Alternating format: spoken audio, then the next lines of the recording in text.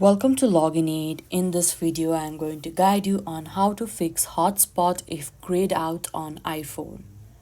For that, firstly, you need to make sure that you are opening your cellular data instead of your Wi-Fi. Because Wi-Fi cannot lead you to open your personal hotspot, cellular data is needed in order to open personal hotspot. Even after this, if it doesn't work, all you can do is tap on airplane mode.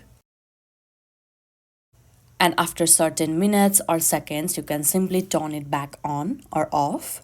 This may also fix hotspot if grayed out on iPhone. Another thing you can do is you can go to your settings. Now here simply tap on general.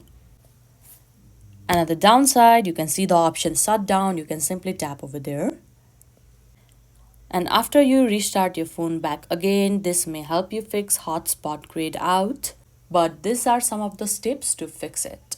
I hope you found this video helpful. Don't forget to like this video and subscribe our channel Login Aid. Thank you.